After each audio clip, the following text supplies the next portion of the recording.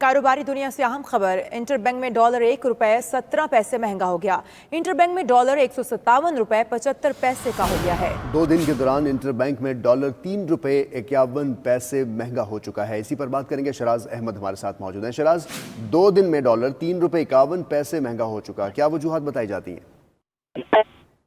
दूसरे रोज stock market में तो ठहराव देखा गया, लेकिन ओपन मार्केट और इंटरबैंक में जो डॉलर की बढ़ती हुई कदर है उसको पढ़ लग चुके हैं और इस वक्त इंटरबैंक मार्केट में डॉलर ₹1.17 महंगा होकर ₹157.75 का हो चुका है। जबकि 2 रोज का अगर मुवाजना किया जाए तो इंटरबैंक में डॉलर ₹3.51 बढ़कर वो बढ़ चुका है। इसी के साथ साथ ओपन मार्केट में डॉलर की कदर में भी इजाफा देखा जा रहा है और वो ₹57.50 की सतह पर जो है वो ट्रेड होता हुआ दिख जा रहा है। फॉरेक्स डीलर्स से हमारी बात हुई तो उनका यही मौकफ है कि कुछ कंजप्शन जो है में इजाफा देखा गया है, जिसकी वजह से जो है डॉलर की कदर जो है वो बढ़ती जा रही है और आने वाले दिनों में देखा जा सकता है कि कुछ रोज में डॉलर मजीद बढ़ सकता है। जी सही, बहुत शुक्रिया शराज अहमद, इस मुतालिक आपने हमें अपडेट किया है।